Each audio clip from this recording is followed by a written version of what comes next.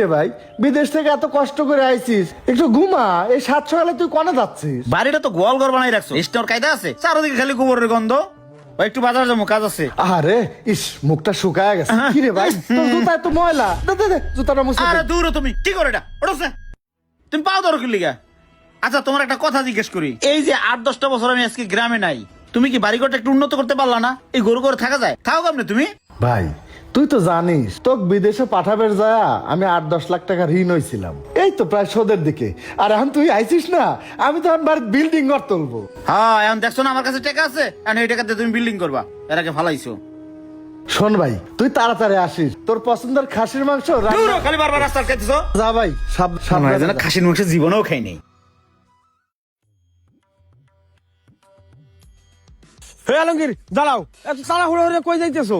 কে আমির ভাই, তুমি জানো না আমার ছোট ভাই 8 বছর পর বিদেশ থেকে আইছে, ওর জন্য বাজার করবে যাচ্ছি। হ্যাঁ জানি, 8 বছর পরে বিদেশে তাইছে, আর নাকি মাথায় নিয়ে নাচবো? শোনো, ভাই ভাই হইলে তো বুড়ো হয়ে গেলা, সুলতানি তো সব পাইয়া গেছে, এখনো তো বিয়ে শাদী করলে না। তুমি কি মনে করছো আমরা কি কিছুই জানি না? তোমার ভাই বিদেশে বয়ে যত টাকা কামাইছে সব তো নিজের অ্যাকাউন্টে ঢুকাইছে, তোমার জন্য তো চেকটাও রাখে নাই। শোনো আলমগীর, এখনো সময় আছে, ওই ভাই ভাই করা বাদ দাও। বাইরে বিদেশে যত টাকা খরচা করে পাঠাইছো ওই টাকাটা উঠাবার ব্যবস্থা করো। শোনো আমির ভাই, এসব আমার ভাই ভাইয়ের ব্যাপার, এসব বিষয় নিয়ে তোমার মাথা নাগামলিও চলবো।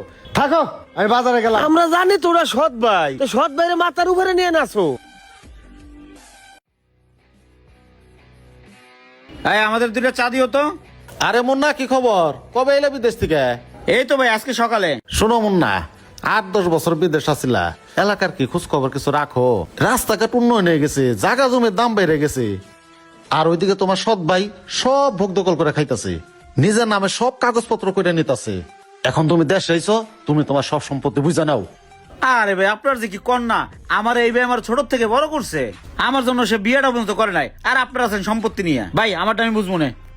তোমার ভাই বিয়া করে না কি এর লেগে জানো? আমি জানি তোমার ভাইয়ের গোপন সমস্যা আছে, এই জন্য বিয়া করে না। আপনার গ্রামের লোকজনে কি খাইলে কোনো কাম নাই? এবারে চল চা খাবো না। আরে যাও যাও, ভালো কথা কইছে তো, ভাল লাগলো না, পরে বুঝবানি। ভাই এনতে জায়গা জমি যা দেখতেছেন না, বেশিরভাগই কিন্তু আপনাকে জায়গা জমি যা আছে সময় থাকতে সব বুঝানেন।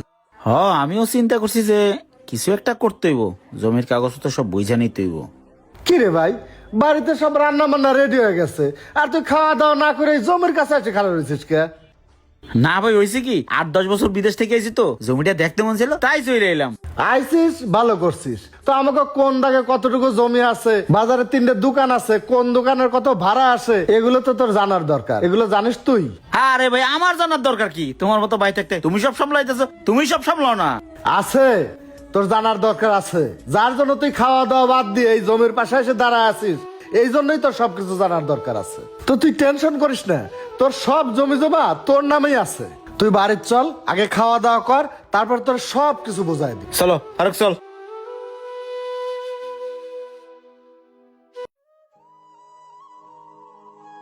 আসসালামু আলাইকুম মুন্না ভাই। ওয়ালাইকুম সালাম রাব্বি। একটু কথা ছিল। হ্যাঁ বলো। ভাই আপনি বিদেশ থেকে আইছেন তো, গ্রামের হাওয়াও কিছু বুঝেন না। আপনার বড় ভাইটা কিন্তু একটা মাটির মানুষ ভাই, সৎ সবসময় সৎ হয় না, কিছু কিছু সময় সৎ আপনের থেকেও বেশি হয়।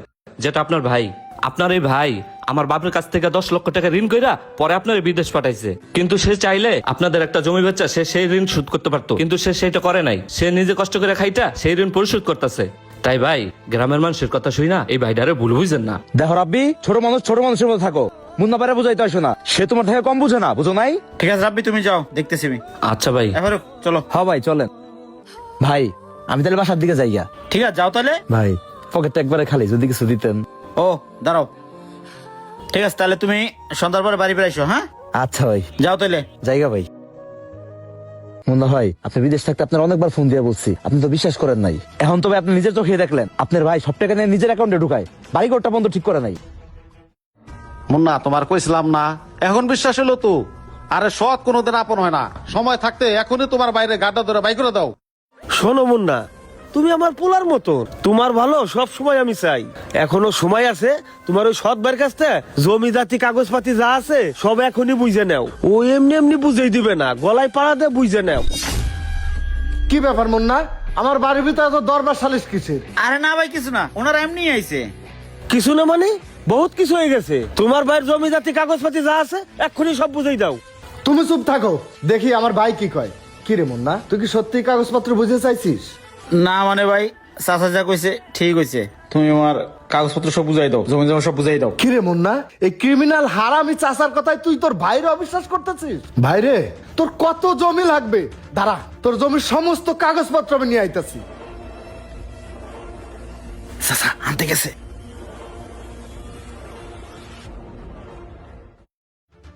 এই ল তোর কাগজপত্র, এই ল তোর জমির দলিল। এই দেখ ভাই, আমি কিছুই রাখি নাই, সমস্ত জমি সম্পত্তির দলিল সব তোকে বুঝাই দিছি।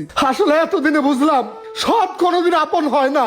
তোর জন্য আমি কি করি নাই ভাই, নিজে বিয়েটা পর্যন্ত করি নাই, নিজে লেখাপড়াটাও করি নাই, শুধু তোর কথা চিন্তা করে ভাই। তুই জানিস, ঘরে এক প্লেট ভাত থাকলে নিজে রাখে আমি তোরে খাওয়াইছি, তোরে আমি তিলে তিলে করে বড় করছি। আমার তো নিজের কোনো স্বপ্ন ছিল না রে ভাই, আমার স্বপ্ন ছিল একটাই, তোরে আমি মানুষের মতো মানুষ করব। তুই অনেক বড় হবি, তোর সুখে আমি সুখী হতে চাইছিলাম।